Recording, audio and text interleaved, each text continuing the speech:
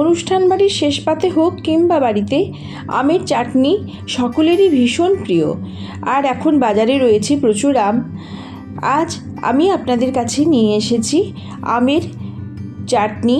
জিভে জল আনা এই আমের চাটনি আমি কিভাবে করেছি চলুন আমার সাথে থেকে দেখুন আমি কিভাবে করি। নমস্কার বন্ধুরা, সুদীপা রকবারি চ্যানেলে সবাইকে স্বাগত। আজ আমি করে দেখাচ্ছি জিভে জল আনা আমের চাটনি। আমি কিভাবে করছি চলুন করে দেখাই। চাটনি বানানোর জন্যে গ্যাসে আমি কড়াই বসিয়ে দিলাম। এবার একটা ভাজা মশলা আমি এবার বানিয়ে নেব। প্রথমে আমি কড়াইতে দিয়ে দিলাম 1 চা চামচ 5 ফোড়ন, 1 চা চামচ গোটা ধনে আর 1 চা চামচ গোটা জিরে, আর দিয়ে দেব এর মধ্যে একটা শুকনো লঙ্কা। সমস্ত মশলাটাকে ভালো করে ভেজে এবার আমি এটাকে হামানদিস্তাতে গুঁড়ো করে নেব। এটাকে হামানদিস্তায় গুঁড়ো করলে এর যে আধ ভাঙা গুঁড়োটা হবে সেটাই কিন্তু চাটনির টেস্টটা বাড়িয়ে দেবে।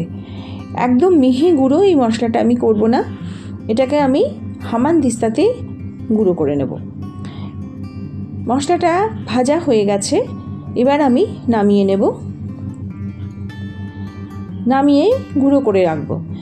এরপর গ্যাসে কড়াই বসিয়ে দিয়ে দিচ্ছি সর্ষের তেল। চাটনি রান্না করার জন্যে খুব বেশি তেল লাগে না। এবারে আমি তেলের মধ্যে দিয়ে দিলাম একটা শুকনো লঙ্কা। শুকনো লঙ্কাটা ভাজা হয়ে গেলে এবার আমি এর মধ্যে দিয়ে দিচ্ছি 1/2 চামচ 5 ফোড়ন, আর দিচ্ছি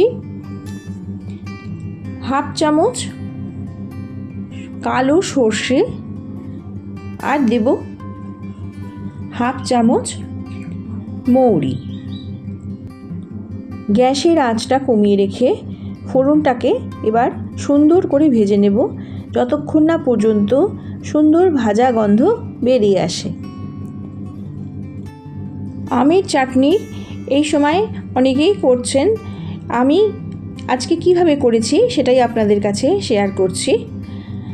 ফোড়নটা ভাজা হয়ে গেছে, এবার আমি এখানে দিয়ে দিচ্ছি আম।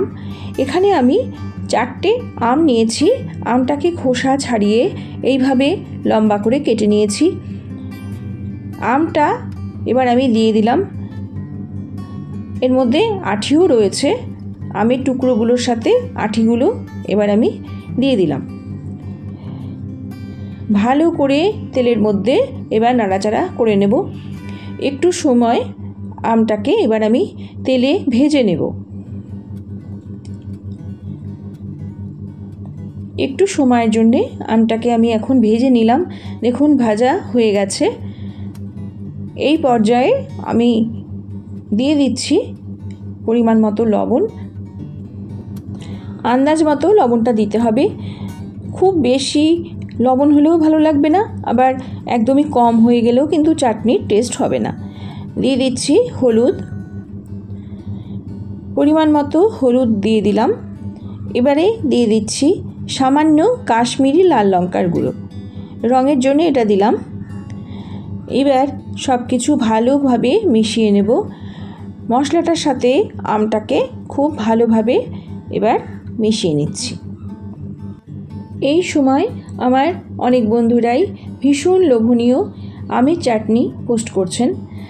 আমি আজ আমার আমের চাটনিটা কিভাবে করেছি সেটাই আপনাদের কাছে শেয়ার করছি। এইভাবে আমের চাটনিটা করে দুর্দান্ত লাগে খেতে। বাড়িতে সবাই ভীষণ আনন্দ করে চেয়ে খাবে।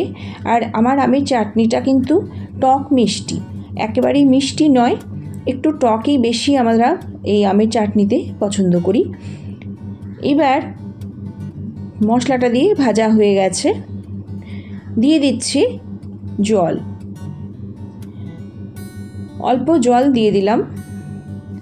জলটা দিয়ে ভালো করে নাড়াচাড়া করে নিয়ে এবার আমি কিছুক্ষণের জন্য গ্যাসের আঁচটাকে কমিয়ে রেখে ঢেকে রাখবো। বন্ধুরা, আমার ক্যামেরা স্ট্যান্ডের লিঙ্কটা আমার পোস্টের ডেসক্রিপশন বক্সে দেওয়া রয়েছে, যদি কারো প্রয়োজন হয় আপনারা দেখে নিতে পারেন। চলে এলাম 5 মিনিট বাদে। দেখুন একদমই আমটা সেদ্ধ হয়ে গেছে।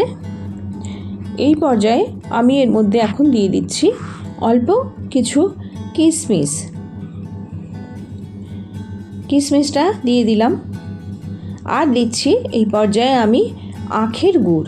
এটা আমার কাছে আখের ভেলি গুড় ছিল, সেটাই আমি দিলাম।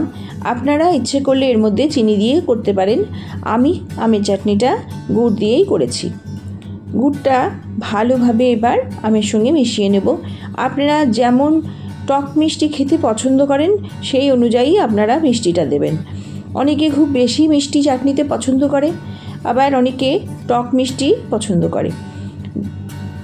সেই জন্যে যে যার আন্দাজ মতো মিষ্টিটা চাটনিতে এই সময় দিয়ে দেবেন। অবশ্যই আমটা সেদ্ধ হওয়ার পরে মিষ্টিটা দেবেন। প্রথমে মিষ্টিটা দিয়ে দিলে কিন্তু আমটা সেদ্ধ হবে না। দেখুন গুড়টা দেওয়ার পরে কতটা ঘন হয়ে গেছে চাটনিটা, আর কি দুর্দান্ত দেখতে হয়েছে, ভীষণ লোভনীয়।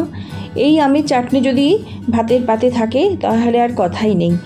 এত টেস্টি আর এত মুখরোচক এই চাটনি, টক ঝাল মিষ্টি দুর্দান্ত স্বাদের এই আমের চাটনি। এবার দিয়ে দিলাম ভেজে রাখা মশলাটাকে আমি হামানদিস্তায় গুঁড়ো করে নিয়েছি। গুঁড়োটা একদম মিহি করিনি, আপনারা দেখতে পাচ্ছেন একটু দানা আছে। একটু দানা থাকলেই কিন্তু এই চাটনিটার খেতে স্বাদ ভীষণ দুর্দান্ত হয়। চাটনিটা স্বাদে গন্ধে অতুলনীয় হয়ে ওঠে। চাটনি রেসিপি আমার সম্পূর্ণ তৈরি। এবার গ্যাসটা অফ করে একটু সময়ের জন্য আমি রেস্টে রেখে আপনাদের কাছে ফিরে আসছি। গ্যাসটা অফ করে দিলাম, ঢাকনা দিয়ে ঢেকে রাখলাম। এবার আমি চলে এলাম 5 মিনিট বাদে। দেখুন কি লোভনীয় দেখতে হয়েছে আর একদম জমে গেছে দুর্দান্ত স্বাদের এই আমের চাটনি। ভাত, রুটি, লুচি, পরোটা সব কিছুর সাথে এই আমের চাটনি দুর্দান্ত লাগে।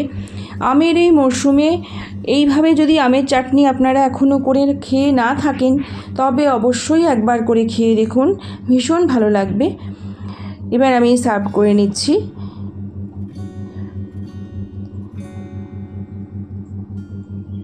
জিভে জল আনা আমার এই আমের চাটনি সম্পূর্ণ রেডি।